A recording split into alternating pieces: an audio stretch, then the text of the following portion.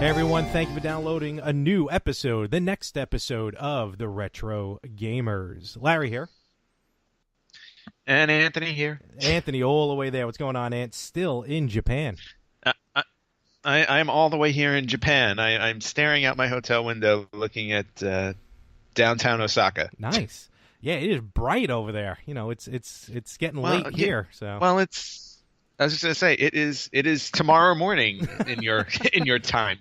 So you already know what I'm gonna say then. I know everything you're gonna say because it's already happened. And I'm very predictable. Extremely predictable. You know, you'll talk about stuff, blah blah blah, and I'll make fun of you, blah blah blah. It's all very back and forth. Yada yada yada. Virtual Boy insult here and there. Just the usual. The usual. Well, yeah. your time in Japan, I think, is going to be coming to a close, right? We've joked about it, how really you've been over there for the podcast, pretending to be on business, but you're actually doing stuff over there. Yeah, no. My time actually is coming to a close in terms of how often I've been coming here. I will still be coming back here on occasion. Oh, okay. For the next year. Oh, wow. All right. So, yeah, because we have some other things in the works. But, but the real reason why I was here, and as much as I would love to say it was about retro video game shopping, but my job doesn't pay me to travel to Japan to buy video games. But the real reason why I was here was because we opened in Universal Studios Japan an entire Minion-themed land. Wow. If you don't know what the Minions are, it's part of the Despicable Me franchise. It's those little yellow guys with goggles that run around all over the place. But we had our press event yesterday, and technically the grand opening or is, depending on when you're listening to this, is on Friday, April 21st, and it's an entire Minion-themed land inside Universal Studios Japan. That is awesome. That's cool. Like any plan to bring it over? There are images up on Facebook. I know you shared that. They were shared on our Retro Gamer site. So if anybody wants to check it out, it's actually pretty cool. Really, really cute stuff. It was tremendously successful yesterday. There was they had 1,500 people dressed as Minions. Oh my God! How many were hired? They all. And they also had the Japanese actor who voices the character of Gru in the movies, who's the lead guy. Oh, okay. And he's actually a huge celebrity in Japan, like really, really cool. huge. I actually got to meet him too. He was super nice. Oh, nice. But cool. Yeah, everything went off really, really well, and you can see the images online, and there are already videos posting up all over YouTube and Twitter and Instagram and stuff like that. So yeah, pretty successful. Excellent. Well, congratulations, my friend. In all honesty, good work. Oh, thank you. It only took it took a really long time and a lot of trips to Japan in a short period of time. So. Sure did. And most importantly, you got a Famicom out of it. I did I got a Famicom out of it, and I got a mini Famicom out of it, which makes me very happy because because the classic NES will never be part of my collection. Damn you, Nintendo. Well, you got a real Nintendo, so that's okay. I've got two real Nintendos, but that doesn't matter. Hey, is this kind of, if you don't mind me asking, and if you're not allowed to talk about it, just tell me, is this kind of like, not a test run, but now, I guess, the success of this in Japan? Will this Minion World come over here to the U.S.? Not really sure, to be honest, because Universal in Hollywood and Orlando already have Minion areas. They're not as involved as this. Like, this is literally like a whole specific land themed out. So there are a lot of there are a lot of different storefronts, and there's a whole retail area, and there's a bakery where you buy cookies, and then of course there's the ride. Okay, like Simpsons World, like Springfield, which is really cool. Yeah, kind of like Springfield, but Minion. So I don't know if the plans are to expand it to that level with the parks in the States. And if I did, I wouldn't be allowed to tell you. So fair enough. Okay, there you go. So you did not hear anything because you really didn't. All right, cool. No, you didn't hear anything because I didn't say it. You did not? No, of course. All right, excellent. Well, again, congratulations, and enjoy the rest of your stay there in Japan. And hopefully, don't forget Super Potato. There will be a stop at Super Potato. I was trying to do it. I was trying to do it yesterday, but we got caught up working, and I was unable. I'm hearing a lot of people. But I will hit Super Potato. Good. A lot of people listen to the show are actually. I hear a lot of people talking about Super Potato who listen to this podcast. They keep saying, I wish I can go to the Super Potato. And that is the God-honest truth. People are asking me about They should ask you about Super Potato. Well, at this point, I go. They should just be sponsoring this program because I've been talking about them for like months now. And they have great product. Now I know, and now if only I can get them to understand English. Soon, very soon. Well, good stuff. Very soon. But yeah, Super Potato is on my itinerary. Actually, both versions, Tokyo and Osaka. So. Okay. Oh, cool. Sweet. Yeah, I'm gonna try and hit the Tokyo one up again. Hope so. Well, there we go. We'll probably get then one more check-in from Anthony in Japan, I guess, before his time slows down there. Good stuff. Yeah, until I catch up with the presents. till you flux capacitor it all the way back to here. Yeah, my flux capacitor stopped fluxing. I think I'm stuck here. Flux capacitor fluxing. All right, good stuff. Well, you're working on Universal. If you don't mind, I'm gonna talk for a moment about your rival, Disney. Are they rivals? I guess Universal and Disney. Would you consider them? Nah, well, I guess it's just healthy competition, right? Are they like the Alpha and the Omega or whatever, or the polar opposites? I don't know. Where am I going with this? No, they're not even polar opposites. I mean, they're just in the same industry. Maybe I'm thinking of Warner Brothers. Warner Brothers and Disney, I guess. But anyway, with Disney, the Disney Afternoon Collection, which I talked about a few episodes ago, finally came out on the PS4, Xbox One, and the PC. I got my Very hands... nice. So yes. What's the verdict? I have the PS4 version.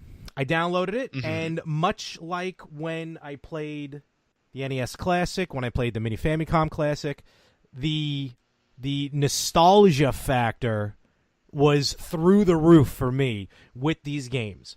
Real quick, as a reminder, there's six classic Disney games, 8-bit versions. Let's face it, it's the NES versions, without them saying NES. DuckTales, DuckTales 2, Chip 'n Dale Rescue Rangers, Chip 'n Dale 2, Darkwing Duck, and Tailspin. All in their 8-bit glory. Some new features like boss rush mode or rewind mode, like if you mess up on a game or something. But just the 8-bit aspect, it definitely brought me back to my childhood playing these games originally on the NES, or even a week ago when you sent me DuckTales on the Famicom with a Famicom, playing it there 8-bit style. Yeah, yeah. I mean, there's no. To me, there's no replacing playing an original game on its original console with the original cartridge. But we're in that techie age where everything is going to get released digitally. So, but it's cool that Disney put those together. I'm actually in terms of those games, I can safely say I think DuckTales was the only one of the 6 I ever played. By the time the rest came out, I think by the time the rest came out, I think I had already moved on. Okay. In terms of age. Meanwhile, here we are playing these games again. Shh. Yes, we are. But I'm actually I'd actually be a little more excited if they do a Super Nintendo version or a Genesis version, because I thought their games on those consoles were like fantastic video games. Aladdin, Lion King. Oh, those. Yes. Yeah, amazing. Like games. those games, I thought Hercules, were like, I think was on there. Yeah, absolutely. I think they did Hercules. Those PlayStation. I actually believe there was a Little Mermaid game too at some point. I think so. But Aladdin, you're right. Aladdin and Lion King are the two big ones from Genesis. They're like two of the best. They're like two of my favorite games to go back and play on the 16-bit consoles. Well, you never know. I mean, they've done Castle of Illusions starring Mickey Mouse. I remember they re-released it. Excellent game. Definitely. They released it on Xbox PlayStation on like an enhanced graphics, kind of a new version, remastered. But as a purchase bonus, they also gave you the 16-bit version, the old school version, the Genesis version. So that's great. Oh yeah, and you never. I would have thought, because I felt maybe the two popular games in this Disney collection was definitely DuckTales and Chip 'n Dale Rescue Rangers. You never played that one? I guess not. No, Chip 'n Dale Rescue Rangers, I think, just came a little bit after. Okay. Bit after I stopped focusing on Disney. That game, those two, because I had both. Those are the two games I had, and I was just right before we started doing this here. Before we went on, I was playing Chip 'n Dale Rescue Rangers, and again, just flashing back to late '80s or early '90s when it came out, and just it's hard to put into words the feelings of going back to your childhood, because with me, I just get like a crap-eating grin on my face, and I'm just so happy and just a flood of good memories in this world today that a lot of it's bad. You know, the goodness does seep back every now and again in this cold heart that I have beaten in this chest. All right, I don't know what you were trying to get across there, but you were getting a little preachy. And I know, I kind of just rolled there for a minute. I didn't know where I was going either. Bottom line, fun stuff. It was actually scary, and stop it. Fun stuff. I definitely recommend getting it. I never played the other games in the series, like I said. What's cool about this collection, though, like the NES and the Famicom, the mini ones, you can change the filter, so you can put the CRT scan lines, like for a television or a monitor, so you can actually degrade the quality of the graphics, which makes it even better. I was just gonna say it's amazing that we've advanced into a world where we have 4K HD televisions that allow us to downgrade the look of our video games to old tube television. It's screens. the only way I play the minis. I have to. And quick side note, for Easter, my godson got an NES Classic, probably from the black market. Trust me, it's a whole convoluted story into itself. But that hurts. What? Trust me, it's you for what was spent on it, you're better off not having it. But he has it. He's 6, so he's playing the game, and I wanted to show everyone else, because he wouldn't understand it. I wanted to show everyone else what it looked like, so I changed it to CRT mode, and like he just sit there like, "Why'd you break my game?" Like, I don't like this. Put it back. Fix it. Well, he's a kid. He's a kid who has no idea what tube televisions look like. It was very funny. And that's just, his reality is everything needs to be super crisp. Yeah, I'm like, don't worry, I'm gonna fix it. I had to calm him down for a minute, and then, but he picked up Super Mario Brothers 3, man, like it was no tomorrow. He's doing pretty good at that. And then, I was gonna say, it's interesting to see like when kids play these games, because they're so old school. Honestly. You wonder how they're gonna like react or adjust to them, because games now are like they're super complicated to play with all the buttons and everything. So really, right? Like he would obviously the graphics and whatnot. So yeah, like he was playing. I expect kids I was gonna say kids get confused because, I think they would almost get more confused for a little while, because it's like, here's the controller, it's one crosshair and 2 buttons. Exactly. He was playing before this. He was playing Disney Infinity on Xbox, so you can only imagine all the buttons that had to do that, all the different worlds to go to. You change the characters, so it was a lot more involved. This is so scaled down. And the best part about it is, it was funny. I noticed it, and his father noticed it too. We were kind of talking about it, like. We all sat down for dinner. All the adults were eating, and we kind of, they're like, "Oh, what music is playing in the background?" So it was Metroid. Like, just on his own, he discovered Metroid, and it was fun because, like, in those couple of minutes I was watching him, again, he's only 6.5. He slowly figured out how to play Metroid. He found the morph ball very quickly, and you just see him kind of testing it, kind of trial and error. It was almost scientific watching this kid play Metroid. It was quite interesting. As a godfather, I was very proud of it. Well, I'm happy you were proud. But I mean, I just think when we were playing those as kids, we were doing the same thing. It was like that Exactly. scientific trial and error kind of method to figure out how to solve these games because these games really didn't come with instructions. It's just like you turn them on, you're in a world, and off you go. You're in a world. No, you're There's no exactly story. right. There's no story, no setup. You just go. Definitely. But that's what I love about it, because that's how we did it. But now we can I actually saw it happen in front of my eyes. You know what I mean? It was quite. I was, as a gamer and a godfather, I was quite impressed. So I'm going to pat myself on the shoulder on that one, even though I didn't buy the system for him. Well, you do that. It's nice to feel good about yourself once in a while. Thank you. It's about my godson. I'm just happy. I'm just happy your godson wasn't given a Virtual Boy because then you would have seen him go into an epileptic seizure. Yeah, I don't even think it would fit him. You know, it would be too big for him. No. Well, yeah. Not only that its brain melting powers are also true. just not advised. He would look through one lens, and his brother would have to look through the other, and have to work together. Hey, wait a minute! You mocked the Virtual Boy. I didn't even catch that. No, you didn't see that coming. So Disney how unpredictable of me. Disney Afternoon Collection. Check it out. It's $20. PS4, Xbox One, PC. If anyone plays on the PC, so go and enjoy And it. people do. They do.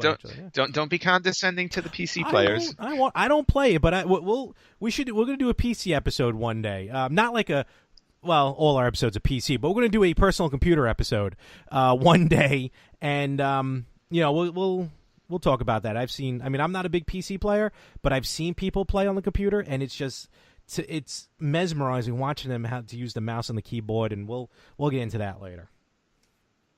Yeah, that's a whole other topic of conversation neither of us are prepared to have. Not right now. But what we are prepared to talk about is the fact that not Nintendo, every other news outlet on the planet, short of Nintendo confirming it themselves, have announced today that we are going to get a Super NES Classic Edition, or an SNES Mini, if you will. And with the debacle that just happened with the NES, this is going to be quite interesting to see how this plays out. Yeah, see, I'm not so sure about it now because as a person who did not get the NES Classic, and there are other people that I do know who are also dying to get the NES Classic that did not get them. And just a special note out there to one of our listeners and a friend of mine, Charlie. Yes, I'm trying to hunt down the mini Famicom for you while I'm here, so your wife doesn't kill you. So she did not get her NES Classic, and she is not happy. Oh, she's so okay. yeah. So anyway, literally on the heels of the NES Classic getting discontinued, announcing that you're doing the Super NES, it's kind of a bitter pill to swallow because I think there are so many people out there unhappy with the fact that they did not get their hands on a classic NES. Are now, I mean, I'm not going to say it's going to damage the sales of the Super NES Classic if it comes out this holiday season. I'm sure it's still going to sell well. But it's just gonna be a little bit tainted because you're gonna know in the back of your head it's like, yeah, well, you know what? They're only gonna make X number of them, and you'll get lucky if you get your hands on it. If you don't, you don't. It's like for me, I'm still a little, I'm still bitter that I did not get a classic NES. Mm-hmm. And I can completely understand that. I think first of all, as far as the announcement of the Super Nintendo, I think once we even saw that they were making an NES Classic, I think everyone assumed this was eventually going to happen. You know what I mean? Like, this was inevitable that the Super Nintendo Mini was going to come out. And just to mention, to kind of double back on what you said, I still think it's going to sell good. I don't think it's really going to hurt. Like, the NES is going to put it, like you mentioned, a bitter pill. But I think, first of all, a lot of people have a short attention span. So come November or December, whenever this thing comes out, I think a lot of people are going to kind of not forget, but the NES won't bother them. But let me pose this question to you. Because of the Nintendo, because of the NES, do you think Nintendo is now going to step up production and make like double or maybe triple what they were thinking about? Because this is probably going to be a limited edition like the NES originally was. I don't think they will. I think it'll probably be a similar limited run. Wow, okay. And the only reason why I say that is because I think this has been Nintendo's MO going back 30 plus years. They've always been notorious for limited quantities to create that excitement and to create that whatchamacallit, that need, that want that everybody has for their product. I actually started reading. I don't know if you've read this book. I think you may have. Console Wars. Have you read that book? No. Okay, sound familiar. Well, tell me about it. So I picked it up before my flight to Japan because I wanted a book to read since it's a 12.5-hour flight. And Console Wars is basically the history of the war between Sega and Nintendo in the 80s and 90s. Oh, okay. Leading up. I don't know I don't know what period it ends, like when Sega finally stops making consoles and whatnot. But it's basically the period of when the NES reached its height and how Sega's Master System didn't do so well, so then they started working on the Genesis and everything. So it's a very in-depth look at the minds behind the success of these systems and these companies. So you're actually reading the history of all of the big players that were at these companies and how they managed to do what they did to make these things successful. And I'm not that far into it, but just reading the chapter now about Nintendo's basic rise to power.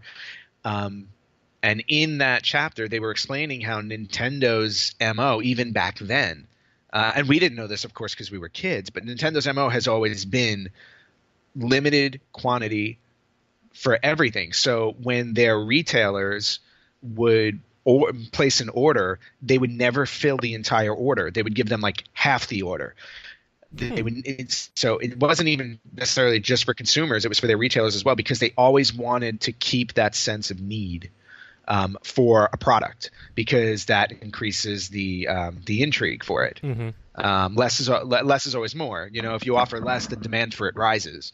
So that's been Nintendo's MO for 30 plus years. So having experienced what happened with the NES Classic right now, I'm not happy about it, but I'm also now noticing that this is part of their business model. So I'm expecting the same thing with the SNES Classic as well. Limited quantity, get your hands on it as quickly as you can, because it'll probably be discontinued after a few months. Okay. I mean, I've definitely heard of stories about Nintendo, being like that. But I've also heard stories, because I read a book called, actually, another great, I'll definitely check out Console Wars. Another great book is a book called Game Over, which is pretty much a history of Nintendo. And just like all their ways, they're about, like I mentioned last week, they're a business, so they're about making money. But the stranglehold that they usually have on their products with these short runs. It happened with the Wii. It happened with a lot of the Amiibo when they came out. Kind of happened with the Switch as well, to be honest with you, where it's taken a while for it to restock. Nothing really as to what happened with the NES Classic, but I can definitely see that whole supply and demand. And the demand was there.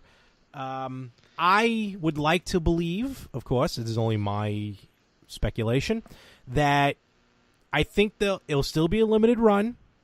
There still won't be enough for everybody. But I would like to think that whatever number they planned for the Super Nintendo, they may up just a little bit. Not a ton, but maybe just enough where it's not as chaotic. I have a feeling I'll be waiting outside again, 5 o'clock in the morning on a Tuesday at, sub-zero temperature to get a Super Nintendo. So, but I hopefully they learned a little bit of a lesson with the NES Classic. A little bit. Well, that's the thing. It's like I would agree with you. I would have agreed with you up until the point that I started reading this book, and then realized, I'm like, wait a minute. I go, this is their actual business model. So the the way you're just pointing out, the Switch sales are also similar, where it's like they're trying to keep up. It's not that they're trying to keep up. I go, their actual business model is to hold back because it increases the demand for the product. So I think everything about this is completely intentional, because this has been what they've been doing, for over 30 years with their product. I can see that. And, you know, it was funny, too, because Nintendo was so quick to come out and say there will be 2 million units, 2 million Switches available worldwide on release of the Switch. So, you know, it sounds like now Nintendo is trying to stay ahead of the game with mentioning how much will be for sale, how much they plan on distributing or anything like that. I just don't think they want as much of a black eye now like they had because of the NES Classic, in my opinion. Let me ask you one more quick question. Right. Oh, no, go ahead. I'm sorry. Yeah. Oh, okay. No, I was going to say, I mean, they announced that, but that's probably because I would think that they would have the internal research done in terms of the numbers they expected to sell. Mm-hmm. So they knew exactly how many they wanted to release while still keeping the demand up for the system. So in other words, like, you know, again, I mean, I'm not necessarily, you know, a marketing genius or a research and development genius, but I've worked in companies before where I've seen some of that stuff. So it's very easy to do research on things and say, hey, you know what? I bet we can sell. You know, it looks like we have the potential to sell 3 million. So it's like, okay, let's release 2. Yeah. I don't know. And, you know, like I said, that just and I'm not saying it. I'm not saying it in a negative way. I mean, if you think about it, I go, this has worked for them for a very long time. So it's like, why, you know, if it isn't broke, you know, don't fix it. That's true. And let's face it, it's pretty much guaranteed that they sold 1.5 million NES Classics. You know what I mean? Maybe they didn't. You know what I mean? Yeah. By doing mission this, accomplished. Exactly. If they were all released at the same time, they may not have sold all 1.5 million. Well, I mean, the perfect comparison is, you know, think about the Atari Flashback and the Sega console that came out. You know, they had those on shelves in abundance, you know, for a long period of time. I mean, they're still on shelves now, and they're still on shelves now, and you can get them everywhere. But you know, the only time you ever really see them sold out are around the holidays because they're gifts for the holidays. Mm-hmm. But they're always sitting on shelves in you know, go to your Best Buy or any of your, you know, or your Target or any store, and they have tons of them. So, and it's for that reason, overproduction. Nintendo doesn't do that. It's funny you mentioned Atari and Sega because we have a mutual friend of ours who was very upset at Nintendo, who I spoke to right before we recorded as well, and he gave that exact same comparison. Yeah, see, but there's the difference, you know. Nintendo doesn't want their product just languishing on a shelf; they want it sold. And the model that they do, you know, yeah, and what they do is they make sure that their systems get sold, so it works for them. And we should have him. We should definitely have him on. Yeah, our mutual friend. I know, but I keep having to tell him to PG it down. So as soon as he's able to, well, we don't have a bleep button. Well, if everyone's here one long continuous bleep for the entire show, then we'll see what we can do. I think there's entertainment in that. We'll get him on soon. Don't worry. He definitely wants to come on. So Super Nintendo Classic, be on the lookout for it. We'll give you more information as we get closer to the possible release date of it. Now, we mentioned here in a little bit, we're actually going to, with this particular episode, it's going to be a little bit of a special episode. Anthony, he's working diligently. Now that it's crunch time for Anthony over there in Japan for his work, this segment of our show is going to be a little bit shortened compared to usual, and then there'll probably be a drunken tirade for the second half of the show when I record live from somewhere with some of our friends, a couple of which me and Anthony grew up with. So, and I don't want to take up too much of your time. Yeah, and I understand that, but to keep it short, so you know, so everybody knows the truth out there. So Larry thinks I'm not pulling my weight anymore, so he's decided to replace me for half the episode.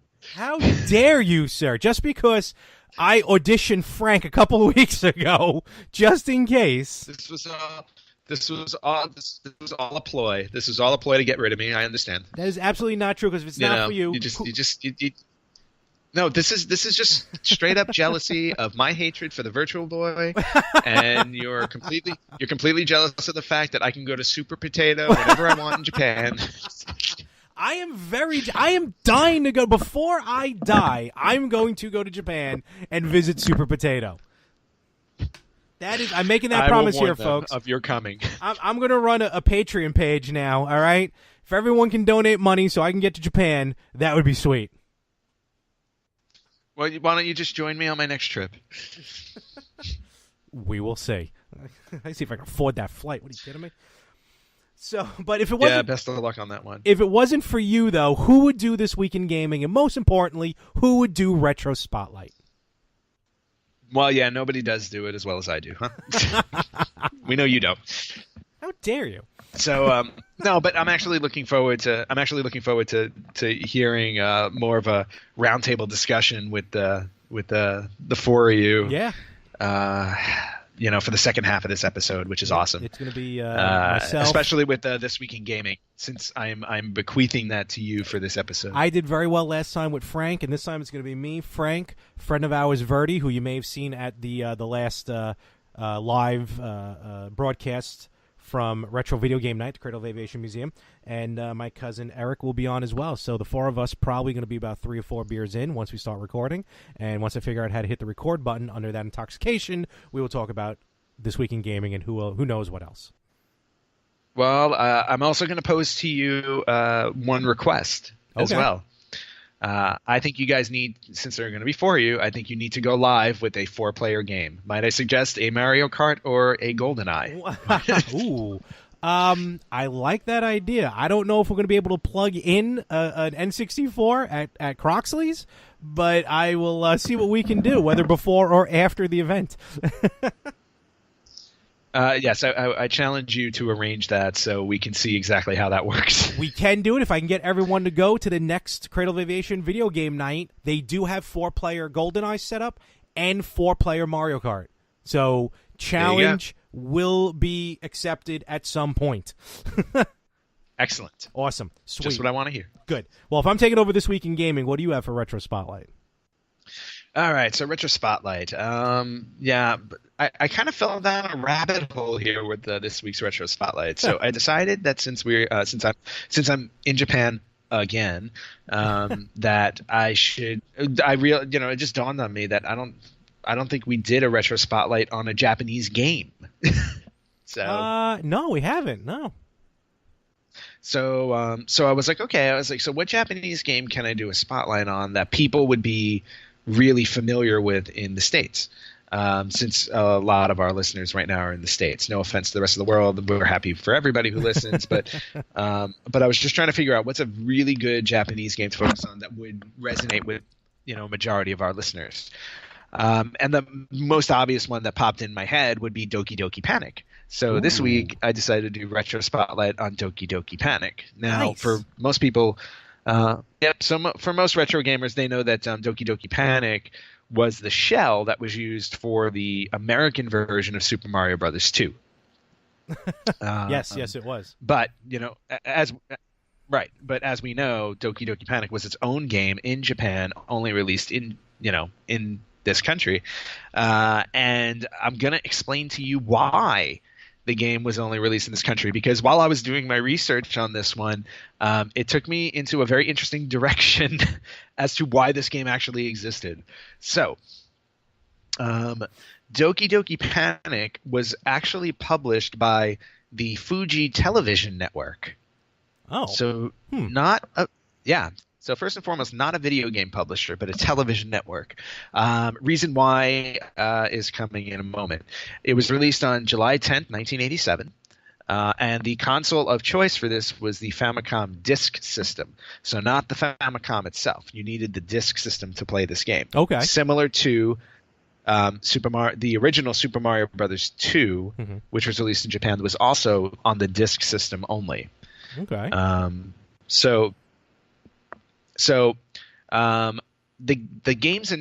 game's full title is actually, and I'm probably gonna butcher this a little bit, but it's Yume Kojo Doki Doki Panic, which translates into English as Dream Factory Heart Pounding Panic. That's what Doki Doki actually means. It's like heart pounding. So basically, the game is going to give you a heart attack. As it does at times for Super Mario Brothers 2, at least. More or less. So, what's interesting about this game, it was actually created for an event that was being planned in Japan called Yume Kojo in 1987. It was an event that was held from July 18th to August 30th in Tokyo and Osaka at this, simultaneously. Mm-hmm. And the purpose of this event was to represent a new generation of media that would arrive in the future. So it was set up with like all these different technical displays, and all kinds of elements regarding the future of technology. Mm-hmm. And the marketing campaign for the event decided. So just to rewind a little bit, the event was first conceived in 1984 by a Fuji television executive, and he decided after going to Carnival in Brazil that they wanted to hold an event in Japan of like that grand kind of scale. Now, how you get from Carnival to technology Practice. event is beyond me, but this is his story, not mine. Mm-hmm.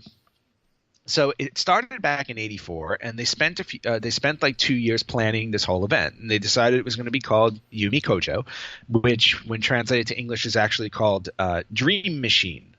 So that was the event they were going to go with. In 1986, they decided that the Dream Machine event needed a mascot. Okay. So they created a character. They created a character named Imagine, which was a male character, as the mascot. So if you actually go on YouTube and look at the commercials for this Yumi Kojo event, you'll see the mascot character Imagine in that. So then they decided that they were going to help promote the event by creating a video game with the mascot. So Imagine became the lead character in the video game Doki Doki Panic, because Doki Doki Panic was the game they were going to design to help promote the event that they were doing. Okay. So they started that about a year before.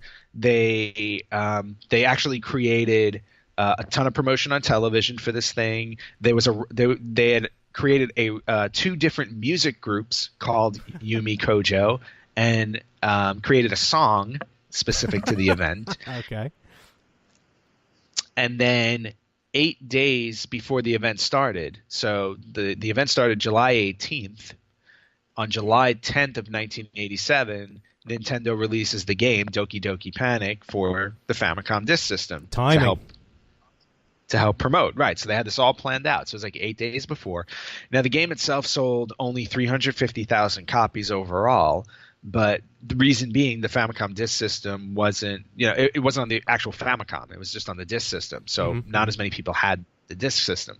Okay. So then they released the game 8 days before the event, and then they have the event in Tokyo and Osaka, and then that's pretty much where the game, the whole concept of the game came from. Now, what's interesting about it is that the tie-ins to the game and the event are really interesting. For example, like if you play Super Mario Brothers 2 and you go. You know how you go down into the lower levels to get a key, and when you get the key, there's that weird mask that chases you afterwards? Yeah, that annoying red-white mask. Okay. Yeah. Right. So those masks were worn by and they were called Imagineers, the people who were, presenting the technology of the future at the event. The Imagineers were wearing those masks at the event. Wow, So they designed the masks and then tied them into the game so that you can connect it to the Yumi Kojo event if you went to the event, including the Shy Guy masks as well. So the Shy Guy masks were actually created in real life. Wow. Yep, Oh, man. for this event. Love to get my hands on that. That's okay. And all of this stuff is only coming out now because somebody got their hands on a book that was written in December of 1987 recapping the whole event, and they started translating it into English. So up until like a year ago, a lot of this information wasn't even known. So, and of course, being 2017 this year, July 18th will mark the 30th anniversary of this event, which is really, which is really cool. Huh. So then how did so Doki Doki Panic, like I said, you can only buy it for the Japanese console.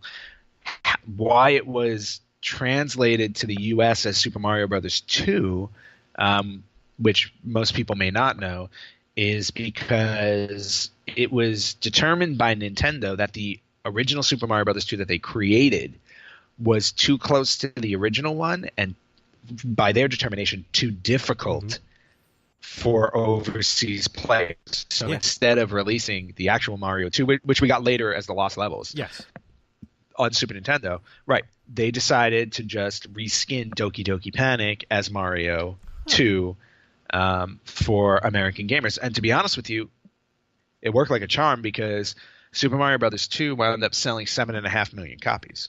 Oh, Super Mario Brothers 2 was awesome. I mean, before anyone knew that it was a rebranded game, which was a game for branding purposes to begin with, if you think about it, for promotional purposes. Super Mario Brothers 2 was a phenomenon. And this is Doki Doki Panic. It was. Yeah, I'm sorry. No, I was just gonna say, and I can only imagine how, like you mentioned, like how successful Doki Doki Panic was, and for Nintendo, it's kind of genius too. Nintendo's, that they took a huge leap of faith because of how drastically different Super Mario Brothers 2 is from all the other games. I mean, I think the only things that survived, if you will, from Super Mario Brothers 2 is probably the Shy Guys, which every now and again you'll hear about mentioned. Maybe not in a Birdo game, pops but up once in a while too, right? Who? Birdo, the thing that shoots eggs. Oh, Birdo. Yeah, I mean, he, she, whatever it is, does too. But but beyond that, just the rest of the game is not really linked to anything else because it's also a dream, which is how they tied it in. Spoiler alert. How they tied it in at the end. Exactly. Well, and there's and obviously there's a reason why it's a dream, because the actual game was originally built off an event called Dream Machine. So, and the original story of the game, because we all know it as Super Mario 2, but if we go to the Doki Doki Panic version of the game, it actually takes place inside of a book. So that explains inside the the book. Right, that explains the pages in Mario 2, because inside the book it's the story of a land called Mu, M-U or Mew, not sure which one it is, where basically the quality of your dreams determine the quality of the weather the next day. That's the setup for the story.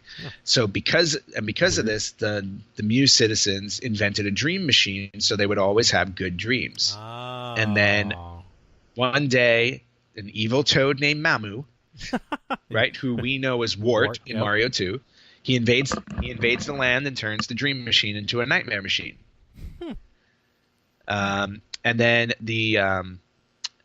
what happens is the people, the Mu or Mew people, learn that. I know it's weird. Learns that Mamu's weakness is vegetables, and that's why there are vegetables in the game to defeat him. That's why you're throwing vegetables. Yeah, that's why you're throwing vegetables in the game. And then, the lead characters of the game, which are, like I said, Imogene was the lead because he was the mascot for Dream Machine, and then his girlfriend Lena, and then two other characters named Mama and Papa, because they were the parents of the two kids that Mamu winds up kidnapping. Okay. So they have to go rescue them, because what happens is the book finds their way into an Arabian family's house, and the twins get the book, and then Mamu winds up coming out of the book when they rip a page out of the book, and he kidnaps them. Oh, okay. Huh. So that's the whole setup for the game. Let me ask you a question. Do you I don't know how far you looked into it. Does it still have the same character selection, like for every level? Yeah, it's the four characters. You have Imogene, his girlfriend Lena, and then the parents of the twins that get kidnapped. So you have the choice of the four characters. Oh man, it's such a genius for Nintendo. They didn't have to do anything but change a little bit of code. Well, what probably back then was a little bit of code. And wham, got a brand new game. Slap it on, put a sticker on it, send it to the US.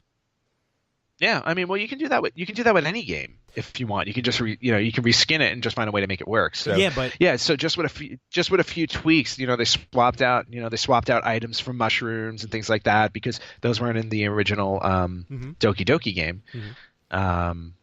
There were other elements and whatnot in there, but they just swapped it out to things that we were familiar with in the American version of Super Mario Brothers, and then you have your game. That's awesome. I really hope, with the Virtual Console coming out and the Switch being region free, I mean, that'd be sweet if they could release the original Doki Doki Panic on a system like that. Well, especially now that its 30th anniversary is in July, it would be really cool for them to do something for it, especially because it has such a, the only reason why the history of Doki Doki Panic is so important to retro gamers is because of its connection to Super Mario Brothers 2. Oh, no doubt. Is Doki Doki Panic on the... No, it's not on the Famicom Mini, right? I honestly can't recall if it is or not. I don't think it is because Super Mario USA is on there. Yeah. Because the American Super Mario Brothers 2 was released in Japan in 1992 as Super Mario USA. Oh wow! Oh well, Super Mario USA I knew, but I didn't realize it was that late. Yeah, it was years later. Because Doki Doki came out in '87. Mm-hmm. Super Mario Brothers 2 for the States, which is the Doki Doki reskin, came out in '88. And then sales for that, did so well that they wound up releasing it in Japan 4 years later. Gotcha. All right, interesting. So that's our retro spotlight for this week. Doki Doki Panic, and a good one too. I like it. Have you seen? Did you? No, you didn't pick up Doki Doki Panic. You picked up Super Mario Brothers 2, right? I didn't pick up Doki Doki Panic. I didn't pick it up because it was a little pricey when I found it. Oh, was it? So I think. Then never mind. I mean, that's not super pricey. I mean, trust me. I've seen, and I've said this before on our podcast, but like I've seen retro games there for Famicom that go up to $900. You were saying that, yeah. So it definitely wasn't that pricey, but at the time when I was shopping, I think it was like $50. But I had other priorities. Like that was my first shopping experience, and Zelda was not my priority. So gotcha. My expensive game at that trip was Zelda. This trip may pick up Doki Doki. All right, we'll see how it goes. And when you get to Super Potato, text me, will you? Yeah, I will text you so you can put in your order. Well, the way these prices are going, it's not going to be a big order. But considering you're kicking me off half of my show this week, I may not. I may lose the order. Our show. How dare you? You're my traffic mule over there in Japan. Pretty much, and yet still can't get you a Virtual Boy, can I? Dare you, sir. All right, well, I know he's got to go to work over there because some of us have to make a living. Yes, I have to go to work. It's a living. The sun is getting brighter, which means I have to go to work. You are in the land of the rising sun, so that's where it starts. All right, Ant. Well, enjoy your day again. Congratulations on the whatever it's called, theme park, the Minions theme park, and Minion Park in Universal Studios Japan. And safe trip home. I'll talk to you when I talk to you. Definitely. Sounds good. Enjoy the other half of the podcast with Verde and Frank and Eric, and give them all my regard, and tell them they have big shoes to fill. Will do. And in fact, I'm going to throw it over right now to Larry, who's at Croxley's with the gang. Larry, are you there? All right. Well, thank you very much for throwing it to me, Larry here. And we're at Buffalo Wild Wings, and this is either the second half or a whole new episode. I'm not really 100% sure yet because I haven't edited this together. But we're here at Buffalo Wild Wings with our famous fill-in co-host, Frank. What's going on, Frank? How you doing, Larry? And you may have seen him at the recent live retro game night while he was playing, Marvel vs. Capcom? Verde? Yes. What's going on? Hey-o! Hey-o! So we're here, and I figured it'd be a little fun to get someone else's perspective. As much as we love Anthony on the show, contrary to rumors, I'm not trying to push him off the retro gamers to take this over wholeheartedly. Wait, you've got me a chair and everything. I know. Well, that's the director's chair, right? Yeah, I just thought I was... So there's a check and everything. Wait, you'd be the only one getting paid. You all right? Exactly. Yeah, my tooth broke a couple of weeks ago, and every time I eat now, it gets stuck in my teeth, and it hurts. That's the habanero spices you were just eating. I have that too. Yeah, we're good. More drinks? We'll probably keep on coming. Yeah. Thanks, man. I have a dentist. I have a dentist for you. So Can we say who she looks like? Or? We have a waitress that looks like Mia Khalifa. If you don't know who she is, Google it. Yeah, Google it. Not safe for work. NSFW hashtag. So we're gonna want to get some various thoughts first about. Here's a quick question. Me and Ed talked about it just recently. The NES Classic. Did either one of you able to get an NES Classic? I wasn't really interested. Oh, really? Yeah. I have a modded Xbox. Okay. So, like the original Xbox, it's modded out and it has a bunch of Nintendo, Super Nintendo, and Genesis games on it. So we don't believe in modded Xboxes here. Don't you have that thing, the Dingleberry? I What's it certainly called? Raspberry? Snozberry. That's quite a raspberry on you, sir. No, not even from a collector's point of view, or No. No, all right. I was late to the game, and I did not get it. And when I did want to get it, they were impossible to find, and now I'm out of luck. Honestly, because they have discontinued the NES. So let me ask you. All right, Why? so actually, 2 points of views, because you were interested in getting it. Yes. All right, and you not so much. Yeah. I mean, all joking aside, just really weren't interested. No, honestly, if I Well, I mean, if it was if readily available. I didn't have the Xbox, Okay. if I didn't have the Xbox, I would have tried to get it. Okay. Okay, fair enough. But actually, no, because I do have the original system. So you do have some of the games. Yeah, probably most of the games anyway. Some of them, yeah. Yeah. Some of them, yeah. I wanted to get it just because, as I said in the previous podcasts, I went the Sega route. So I did not have a Nintendo, and I figured, this would be a really good way for me to, up my Nintendo game, so to speak. Because I went, like I said, I went Sega and Dreamcast, Genesis, and all that, and never was really into the Nintendo. Not that I wasn't into them, I just never had the opportunity to play them as much. So I was like, this would be great. And then, of course, introducing my son to it, who likes to play games as well. But, oh well. See, I liked it, I mean, from a collector's point of view, and I do have a lot of the games from the Virtual Console. Right. But I actually, to be honest with you, when it first was announced, I was only going to get the controller. Because the Nintendo controller plugs into the Wii, and you can use the old school Nintendo controller really? on the Virtual Console. I didn't know that. Yeah. I didn't know, because I have the Wii. There's a lot of good third-party. In fact, I'll send you a link for a really good third-party controller that I have as a second player. That's awesome. Okay, cool. But I was just going to get the controller, and I had 15 of the games already, but I started pricing it out for the other 15. It would have cost me a lot more, so I figured I'll just get it. And then, long story short, I waited out Best Buy, 5 a.m. in the morning, 22-degree weather. I was number 47 of 56 to finally get it. But what are your thoughts on the amount, first of all, the shortages of it, and now Nintendo all of a sudden calling quits on it, discontinuing the NES Classic? I think it's smart. Okay. And let me explain why. Sure.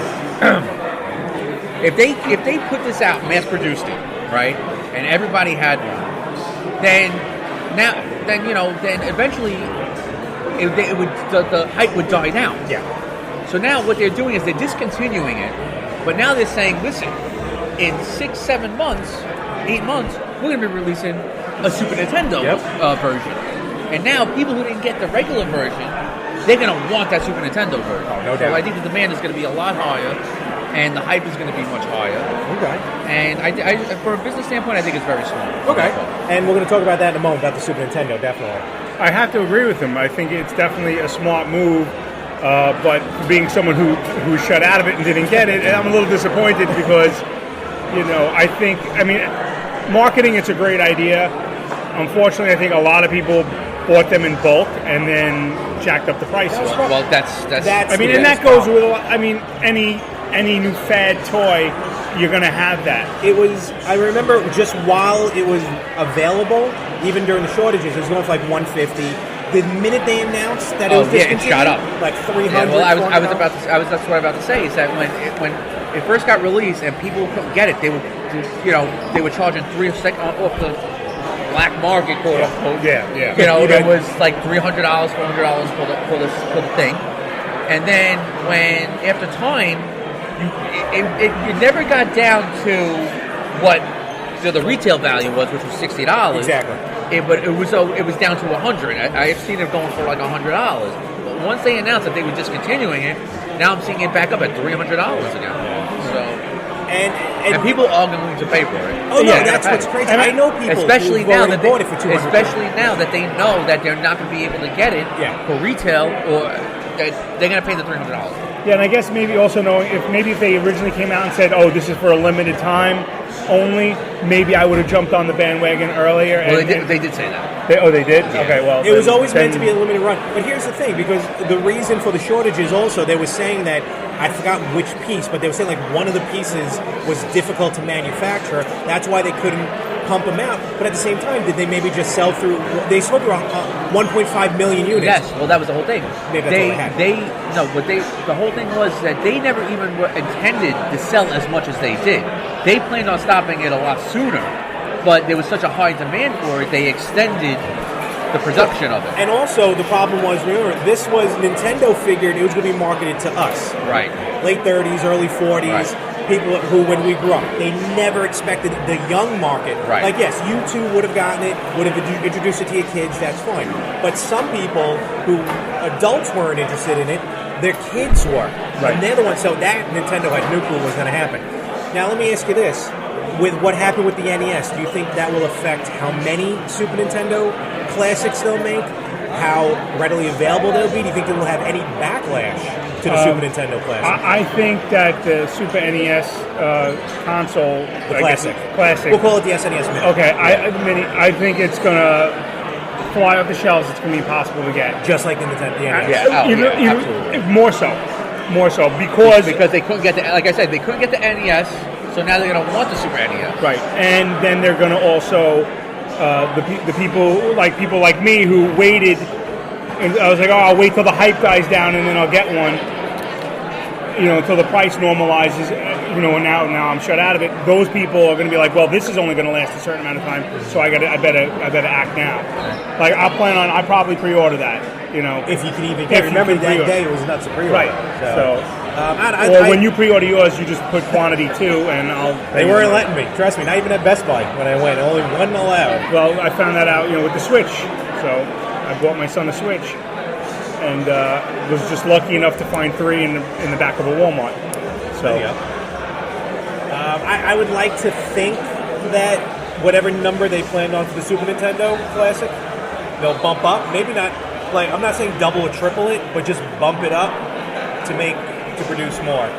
But pretty much Super Nintendo, like I mentioned before, all except for Nintendo officially announcing it. We're looking for this holiday. Curious what 30 games are going to be on it. I mean, besides your Link to the Past and probably Super Metroid, any Super Nintendo games you'd like to see on Probably it? that. What was that? Wasn't the Super Nintendo had the first game with Yoshi? Yoshi's Island. Yes, that would, okay. that would probably be on Super it. Mario World 2? All right. Any Super Nintendo games? So, okay. It's okay, don't worry. We're live. We're live here in Buffalo Wild Wings. Sorry, so I was don't worry about looking it. at the wafers. But we're gonna move right along. We're in the middle of the hockey playoffs right now. Who's playing? Toronto and Washington are tied at 1. In the second, if you want to try and narrow it down at what time we were here, in case your wives are trying to track them. Hockey games. What were some of your favorite hockey games growing up? And you played Sega, you were Nintendo, and I know Sega had a lot of good hockey games as well. Yeah, I mean, go ahead, you go first. Genesis, it was NHL 96. Okay. I think it was number 1. Very close to it was NHL 2K for the Dreamcast. Okay, all right. That hockey game was phenomenal. Okay. I liked NHL 94 personally. 97 was also a good one. And I'm not sure if it was for Sega, but there was one called Rivalries, where I think I might have mentioned this, where you could play, let's say, the 85 Edmonton Oilers versus the 1994 New York Rangers. And I don't think the game did very well. I played it. I loved it. Because I like playing those old players. But what was the one you just said? 2K? 2K. The Dreamcast. Yeah, for Dreamcast. And I believe, I don't remember if it was for the Dreamcast. I don't think it was for the computer, but there was one way you could play music, your own music. You could put your own music on. It was probably Xbox. See, I don't. Yeah, it was. Xbox I think it was. did It was the 2K series. Yes, I do remember there was. Well, you could basically, because I hated the music that they pumped through the arena. Yeah. So whatever music I had, you were 2K, able to import it right into the game. 2K Sports. 2K Sports. They were coming out with sports games, and that's when like they had 2K football with never mind. Terrell Owens Yeah. on the cover, and it was one of the best football games I ever played. And then Madden, they worked out that deal with them, and that contract totally killed it. Which I feel like maybe upset. And same thing happened with the NHL. And but yeah, it was the 2K Sports. They were able to do that. Yeah, but when I was playing Dreamcast, I remember I was playing NHL 2K. It was like one of the first games I got for the Dreamcast. And I'm playing the hockey game or whatever, and the whistle blows. So my guys are skating around. All of a sudden, Brendan Shanahan just comes over and punches my guy in the face. All of a sudden, just all the guys started jumping on top of each other and ended up being a huge brawl. And I'm like, this game is amazing. There was another hockey game which I remember playing called Mutant League Hockey. Oh, Mutant League Hockey, yes. That was, I think they had, was it baseball or football? Football, yes, that Mutant League football, yeah. And but it was great because you just played as these monsters just beating the crap. Like I didn't even care if I lost. I think they were like you hit someone, they cut in half or something. Yeah. It was just I mean, obviously, look, I would like to see a remake of that now. The hockey one was good, but the football one was really good. Football was very good. Someone or was doing it on Kickstarter to bring back Mutant League. Okay. I think I gotta remember that. Yeah, I'm looking at it right now on my phone, and it's just There's like holes in the ice. Yeah. Oh yeah, totally. Yes, thank you. There was I'm looking at this one picture, and there's literally like a hole in the ice that you could skate into and fall. I remember that. So, I remember. I mean, the only hockey game I played was NHLPA '93 for Genesis. It was the EA cart that had like that yellow EA tab on the side. Yeah. Okay. Remember they were doing that for a while? The yellow one, right? Yeah. It was on the golf game as well. Now I'm between the three of us. I am the novice with hockey, both watching it, knowing about it, and playing games about it. So I always played no icing and all the rules off. Let me ask you, how often did you play? Like, did you play full rules, or did you tweak them and just kind of want to play? I'm a purist. Oh, you're playing full rules? You're better than me. I'm a purist. He shuts off offsides. That I know. No. Yes, you shut off offsides. Because a couple of times when we played together, you shut off offsides. I did. Turn off offsides. I'm like, what are you talking about? That's a rule. I can't deny that, but I did hate icing. I hated icing. I could just never understood, like, when in the beginnings of the game, I'm like, this is just a stupid rule. Because I would always dump it in. Right? But I'm like, I got to cross the red. I'm like, get the hell out of here with this nonsense. But now, I mean, I've been playing NHL 17. Okay. And I've been playing hockey a long time. So I'm like, all right, this is now with the new NHL games, you could actually create yourself. Yeah. So I created a player, in my likeness, and you have to get drafted. And I created myself as a sniper. I cannot win a face-off if my life depended on me, and I'm following all the instructions. I've even looked online. I'm pressing the buttons exactly. So I said, all right, I'm not going to be a centerman. I'll be a winger. I'll be a sniper. And I got drafted by the Nashville Predators.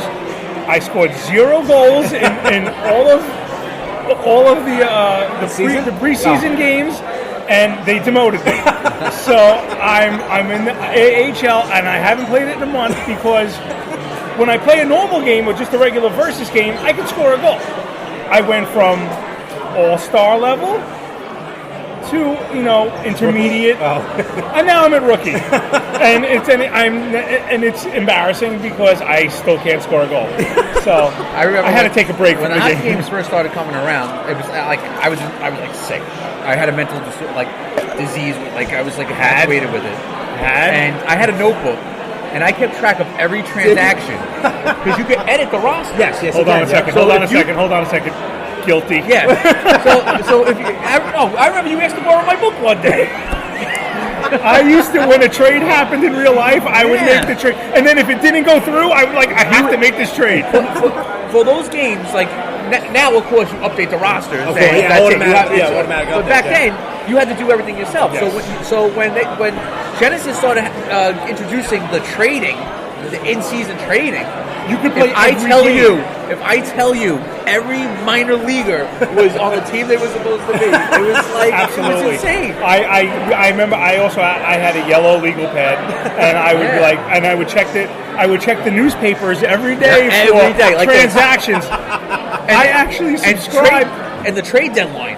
The real NHL trade deadline. I would come home from school. Me too. Turn on the TV, just sit there with my notepad and just start writing everything down. I subscribe to the hockey news to get the full rosters. Yeah. So when the next season's game, before I would play the season, I would update every team's rosters and go, okay. And then you got screwed because when a new rookie started, you couldn't create them because you weren't able to do it. So you had to okay, well, I guess he's not going to be in the thing. Yeah, exactly. And it was funny too because when I went away to college, I took the game with me, and I was the place to go to play NHL '96 with the most current rosters. Once they started updating the rosters, it was like, I've wasted so many trees. I've killed so many trees with this. Books like this, in the garbage. Yeah, it made it a whole lot easier once they had the auto update. The auto update made my life so much more simpler. Fantastic. Good times. Do you remember any epic games you've played? You coming from a huge family you come from, did you do a lot of two players? Like you and your brothers? Sports, football. But they didn't like playing me because I was too good at it. Yes, I'm aware. Yeah, when we moved in together, you played me in Madden. My big play was, I'm just going to do the Hail Mary every room. And I'll be the first to admit, I'm not a huge football fan. I understand the games, but plays, I couldn't tell you the difference between a shotgun and name me another play. Really, the only ones who would play me, not even Jonathan would play me, because Jonathan wasn't really into sports, but my brother Michael, he would play me, and then he would just get so mad. He was like, you cheat, all you do is play this all day. He would start yelling at me. I'm like, take a hike. I remember I think we had the apartment together. I held a tournament. And it was like $20 per team. And I knew I was walking away with the money. I basically served food because I'm like, I'm not getting in on this league. I'll be the waitress because I am not playing this. I was just giving 5 other people come over. I think you were even in it. Maybe. I don't remember. It was $20 a team. And I knew I was walking away with the money. And I walked away with the money. But I think it's safe to say that we all agree the person we never want to play against is Anthony Rippo. One of the most competitive people in the world. Well, he's admitted. There's some games that you can beat him in. Yes, yes, but let's even go away from gaming for a second and the card game. When after the first hand, I just went, I'm all in because I'm not playing with you anymore because he would study the cards. Well, no. I love it. He called the poker game together, and we were paying for nickels. He's sitting there, and he's like reading a book, and I'm like, "What are you doing?" He's like, "Oh, I'm reading," and I'm like, "We're playing for fun." We were playing for nickels and dimes, and and he's got a strategy book, and I'm like, "This isn't the World Series of Poker, okay? Let's just play a game." But Well, I remember one time I think. What game was it? I'm trying to think. It was a wrestling game. It was for the N64. Was it the one when he tossed the controller across the room? Yes, because what happened was we were playing. I think we were playing a Royal Rumble. I'm going to hear about this next week. And what happened? That's what you get for being in Japan. I think it was me, him, Brian Tormey, and were you there? No, I missed it. Oh, okay. So we were all playing, and I got eliminated, and it was Brian and Anthony left. So Anthony's playing. Brian just turns to me and hands me the controller. So here I am now. I'm playing Anthony, and I beat Anthony. Wait, you're out of the tournament? I'm already out. But Brian hands me the controller. This is before I met you guys. Because we're behind Anthony. So now it's Anthony versus me. Because really I'm the only one that could give Anthony a run for his money on the game. And I end up beating him. Anthony turns around, he sees me holding the controller, and he takes the controller and he throws it across the room. There was a game where we played when Anthony and I had Anthony Rippo and I had the apartment. It was a trivia game.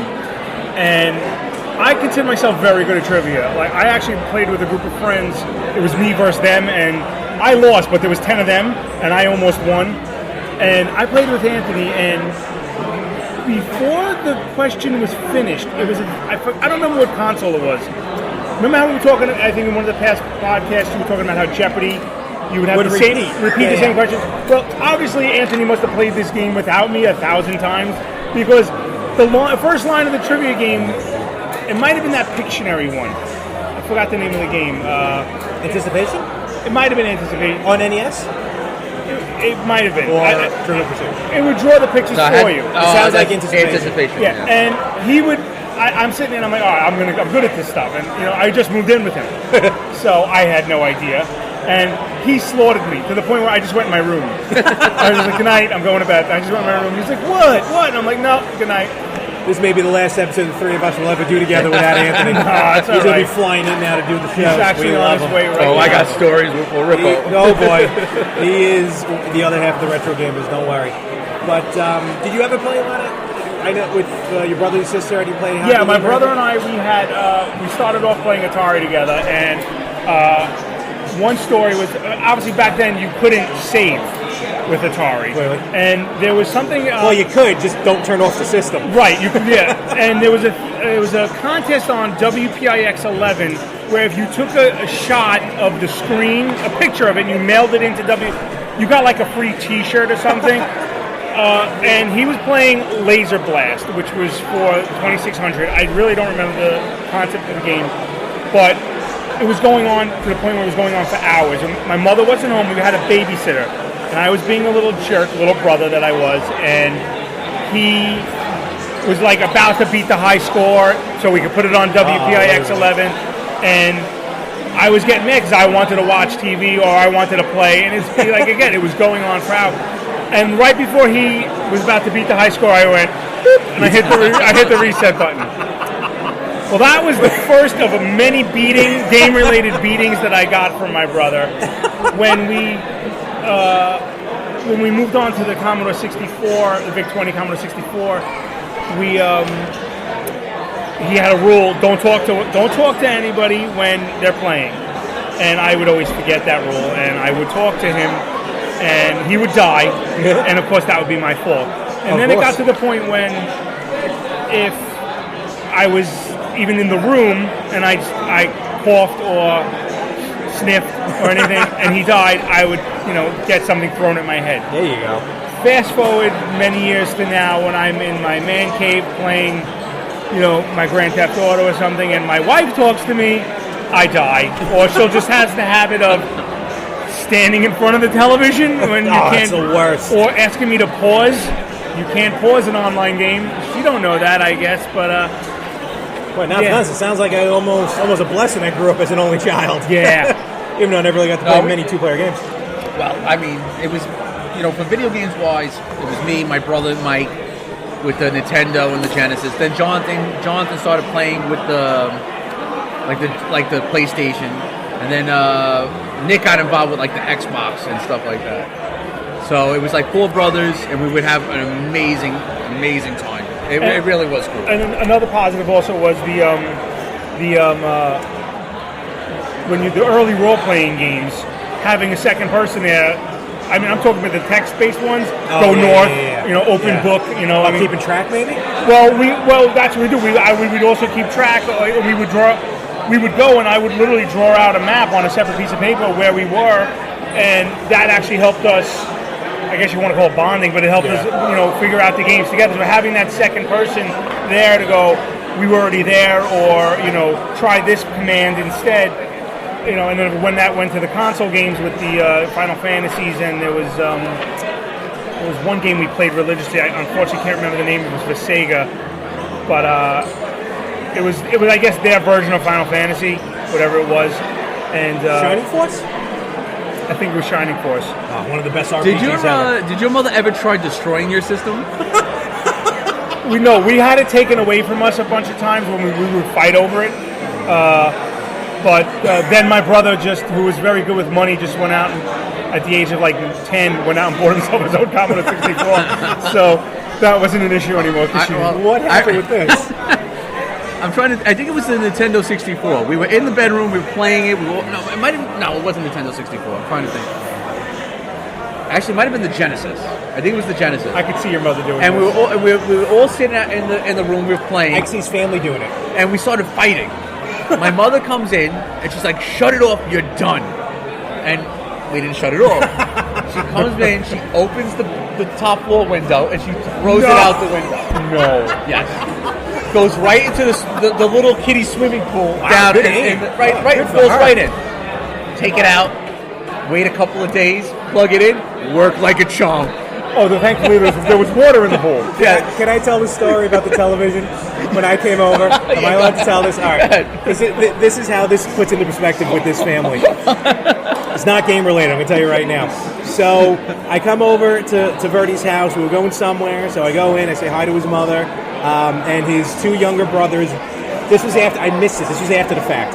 Yeah, you came in after it was all... Now, if you folks got to remember, like the old school big screen projection televisions. Giant TV, giant back on it. Had one of It was those? a projector television. Like if you left it on for like 4 hours, it'll burn. Yes. You'll get the burn in. I only know Apparently, one what other happened person that was had that. one of Verde's brothers threw the other one through the television. The entire front of the screen now gone. I walk in. In my defense, I pushed him toward the bookcase. Who'd you throw? Jonathan went through it. Jonathan. And I saw Jonathan and Nick. purposely threw himself toward the TV. Jonathan was very Jonathan. But I don't think at the Jonathan time. expected to go through the TV. So I walk in, and now Jonathan and Nick are putting, I have to say, very ingenious. They got a bunch of printing paper, 8.5 by 11 printing paper, started taping them together to put back on the television so they can get the front for the projector so they can go and watch television again. The whole entire time, my mother's sitting there yelling and screaming at us. Completely ignoring their mother, just going ahead and doing this DIY project to put the television back I have together. to stop you a second. Your mother was in the room when he went through. Yes. Okay, what was the initial reaction from you, Jonathan, and your mother? He went through the screen, and I was just like, he did it. He did it. All I kept on saying was he threw himself through the TV. Yeah, I said he did it. I was like, I pushed him toward the bookcase. He threw his because I pushed him. I didn't push him hard. He embellished it, and he went back on the TV. And all I heard was crunch, and there was Jonathan in the TV. Now, Those TVs were expensive. I really wish. And they were deep. I'm a little disappointed that there was no electric shock. There was nothing. Now, he just went through the TV. Here's the best part. So now I'm witnessing this whole fiasco, and I'm like, someone's going to get killed here. And I'm just sitting in the kitchen. This is in the basement. I'm just sitting at the kitchen table like, dum-de-dum-de-dum, waiting to leave, waiting to go. So now... I've just been eating candy out of your candy bowl. His father comes home. Dead silence. It's just we're all yelling. My father walks through the door. Dead silence. Now, the only thing I can... Yeah, because that's not saying that something's wrong. Hold on. Now, I can only envision how my father would react, and he would have destroyed me. I would be deleted from existence. So, now, Verde's father walks in. Now, in my head, I'm like, oh, man, I'm going to somehow get yelled at as well. This is not good. So the man, and I love your parents. Larry's slowly moving towards the door. Their father walks in, looks at me, hello, assesses the situation, sees a big giant hole in the television, sees mom yelling at the kids yelling at each other, and just goes, oh, and just walked upstairs. After just a deep sigh. It was the sigh of like, there is nothing I could do at this point. That is the sign of a beaten man. I'm going upstairs. If I tell you how many times the TV repair guy came to put a new screen in that TV, that screen had to be broke about maybe five or six times. 5 boys? 4 boys. 4 boys. Yeah. I mean, Nick was a baby, I'm sure, a kid at the time. Not a baby, no. Not a baby. He was about like 8 years, 9 years old. He was old enough. Maybe. He was old enough to do damage. I have you. He was a pretty big kid. Actually, you to thank for getting me to the next level of gaming, because I was stuck in Genesis and Dreamcast hell, renting my games from Blockbuster. Which one of my favorite ones was the James Bond one? GoldenEye. Oh, what a great game! And then I happened to go to your Super Bowl party, and before the game came on, Okay, over here? Yeah, We're good. we're good. God, she does look like a late. Before the game came on, I don't know. You got Grand Theft Auto 3, and I was fascinated by it. I was like, "Oh my God, I have to get this." And I'm like, "All right, it's on a PlayStation 2," and I won the Super Bowl pool. I won 1 quarter, and it was enough to get from my work, and I went out the next day and I got my PlayStation 2 and Grand Theft Auto 3. And that began the obsession with that game. And thus the tales of video game woe with us here. And then there was the 7-hour 7 hours when we lived together that I sat on the couch and played Grand Theft Auto, Yes. and you got me out of my trance. I didn't even realize I was in. Yes. Snapping your fingers in front of them. Frank, you've been in front of the TV playing video games for 7 hours. I was like, I left for work because I was working for your father at the time. Okay. So I left for work, and he's playing. I came home from work. He's still playing. So I was like, all right. Feels like a Chinese food container on the table. So I went, I took a shower, and I forgot what else I did, but I left the house again, and I came back, and he's still playing. And I was said, obsessed with that game. Frank, it's been like 8 hours. And he's like, no, it hasn't. I said, look at the clock. And then I was like, oh my god, I've been doing this for 8 hours. We've all had those marathon sessions. Absolutely. So Nothing wrong with that. that was a good trip down memory lane, I guess. On weekends, I used to start playing at like 8 o'clock, and I would play till about 4 or 5 o'clock in the morning. Oh, forget about the it. sun It's would be over. coming up, and I'd be like, shit. You know, And I gotta go to bed. we actually spoke about, I think we spoke about it, but it never got of having gonna say, we were gonna do a 24-hour gaming marathon. marathon. We were going to get all the systems together, and Oh, I would definitely. I would do In a it too. I heartbeat. just don't know if now we're all on the island. yeah, we get Rippo out here for a weekend. him to We fly get out, Chew, why and So. you know, and literally we could just document it, throw it on YouTube. That'd be fun. Yeah. You put him in the. You got a bedroom in the basement, right? Yes, I do. All right then. Just finished it. And with that, we're gonna talk about. Anthony bequeathed this to me this week. We're going to talk about this week in gaming as we wrap this up here. Good thing the battery's starting to die on this bad boy as well. Wow. No, I know. I had to print these at the last minute. So basically, it's this week in gaming for April. I'm going to say week of April 23rd. Like last time, I don't have this in order, and I'm not going to do as good a job as Anthony does, but I'm going to try and do my best. So and chime in if you Don't do remember your any best. of these games. Do my I'm best. going to have to do Anthony's best. So, 1986, Mighty Bomb Jack for the NES in Japan. Remember that one with all the bombs around around the screen? Remember Mighty Bomb Yes, Jack? I remember That's a that good game. one. Yes, good game. Very good game. 1990, Japan, Bomberman debuted. Okay. Big game, Bomberman game. Now, these tend to be Japanese heavy for Japan. So, 1992, WWF Super WrestleMania for the Super Nintendo in Japan, which here in the U.S. was an awesome game. That game pretty good rock. What else we got? Metal Gear Solid for Game Boy Color released in the U.S. Big handheld game. Play a lot of handhelds. Game Boy, I did. You play Game Boy? All right. My brother had Game Boy, and if I touched it, I got hit. 2000. I have to go see my therapist now. 2002 Dance Dance Revolution Konami. Never had an interest in it. PlayStation. Yeah, we've always had dance. Well, not we, but we played a lot at Anthony's dance. Yeah, at halls. Anthony's house. I was a fat kid. I didn't like to dance. River City Ransom in '89 NES. That was a good game. River City Ransom. That was Japan. What was that about again? Do you remember that one? That was it was almost like a side scroller beat 'em up, kind of like Final Fight, but on the NES. And Okay. you know, I get this one mixed up all the time with Bad Dudes. Oh, okay. Yeah. I think I know what you're talking about now. I'm going to have to look that up. 1996, Disney's Toy Story came out on Genesis. Oh, yeah. And Disney had a great run of games on Genesis. Aladdin, Castle of Illusions, a lot of good stuff there. Just watching I'm sorry to interrupt you. Just watching this redhead eat a wing. Command and Conquer in 1997, Sega Saturn. Command and Conquer? Any big Command and Conquer? Yeah, Sega Saturn. Sega Saturn. I never had a You Sega say- Saturn. You say Yeah, Sega. neither have I. You say Sega. Sega. 2001, Star Wars, Super Bombard Racing. You ever play that? Oh, yes, I have played that. Yep. PlayStation 2. That was for the N64, I think. Also, the PS2 version You came look out like the in biggest bunch of 2001. nerds right now. You're that nerd. Nope, nothing happened on that day. Oh, here we go. No This is a selfie fun stick, one. so it's okay. This is just funny because of the title. So in 1993, in Japan, on Game Boy, The Real Ghostbusters. Okay. But in Japan, it was released as Mickey Mouse 4. Why? I don't know. I found that one very funny. Anthony, if you're listening in Japan, ask Was that someone why. exclusive? Was that exclusive for the Virtual Boy? Whoa! That's for you, Rippo. Wow! I was getting ready. I had one chambered, but he beat me to it. 1989 on the Sharp X 68000. Our new favorite system for me and Anthony, Afterburner 2. That was a good series. Oh, that was the playing game.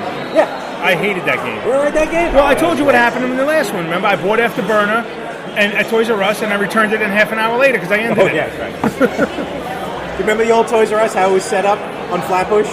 Oh yeah. In the back, you had the row of games. Yeah. You had to get the tag, Bring the tag up. And then I saw WrestleMania. I thought it was mine. The guy gave it to someone else, and I cried. And my mom got it for me a couple days later and got the kid fired from Toys R Us. 1981, Game & Watch. The Game & Watch Gold Series, Lion. Remember Game & Watch games? The little handhelds? Yes. Lion came out. 1990, Final Fantasy III in Japan for the NES. 95. Do you remember the Neo Geo? Do you remember the Neo Geo CD? Yeah. It's a baby crying. Yeah, I know. You don't have to Bust worry a about move. that. Bust a move. And then, here's the big one then. 1999 on the N64, Super Smash Brothers. Oh, okay. Which I was not a fan of. 99? Well, 99. wow. Super Smash Bros. Didn't really get good until almost 20 the years GameCube. Honestly, the first one I played is the one now. The GameCube. Wii, no, the Wii U version is the one I played. Oh, really? That's the one I got into. Oh, the GameCube one was good. And some other notables. Majora's Mask came out in Japan. Legend of Zelda Majora's Mask in 2000. Along with Breath of Fire 4. Doom was released on 3DO here in the U.S. What a horrible system, 3DO. Mega Man X3 in Japan came out on PlayStation. Sim City, Super NES. Love SimCity. Remember I told you, the $1 million code? No, I don't know the that. $1 billion I never code? did cheat codes. Never, ever. You had to tax everyone up, wait for the seasons to change, lower all the taxes, and then you release the button and you got I used to send in $999,000. Godzilla. On Super Nintendo, it was King Koopa. Right. And finally, in 2002, on the Xbox, Crash Bandicoot: The Wrath of Cortex. Very good. And that was this week in gaming. Good job. This was fun. I think it was great. I enjoyed doing this on the road. On location. Very fun. On location. I like doing this on locations. And with that, playoffs.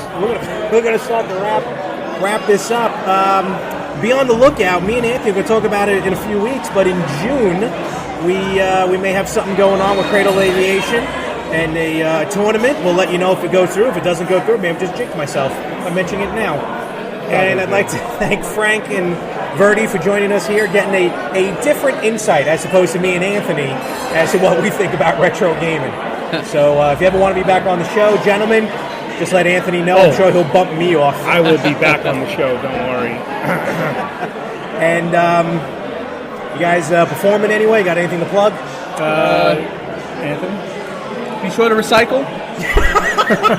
I'll be delivering mail in Long Island. So remember, in the winter months, keep your wall clean or you're not getting your mail. And Well, it's a good thing that this is the beginning of May coming up, so keep that in mind about the snow. And of course, don't forget to listen to the Pro Slam World podcast featuring yours truly, Larry Mormon. And Inside Guy. Look up Inside Guy. That's Anthony's television pilot that he's working on. Check that out as well. Anthony, where can we follow you at? On Twitter, Facebook, and Instagram? Are you allowed? Yeah, sure. You can follow me on Facebook at AF Verde. Okay. But my friend Chris Chambers, he's the guy you got to follow. Chris Chambers, the infamous. Chambers is the man. Yeah, you got to follow Chris Chambers. Good guy. But, Instagram, I don't remember my Instagram name. Larry knows. So Bird Dog. Is it Bird Dog? All right. Bird Dog. VERDDOGG. There you go. Frank. I'm a big comic book guy, so you'll find some pretty cool comic book stuff on there. Definitely, he sure is. You can follow me at Twitter at MES411. MESS411. MES411. More like a mess at 411. And of course, me, you can find pretty much Yeah, everywhere. we live together, folks. So all three of us at one point. You can find me virtually everywhere at More365, MOHR365. And with that, Anthony will be back next week, but we quite enjoyed the company here. And maybe next time we'll all Skype together and get Anthony in on this. Cool. So then he can mock all of us to get back at us. I had a good time. All right, awesome. Yeah, folks. me too. Have a good one. We'll catch you on the flip side. See you later.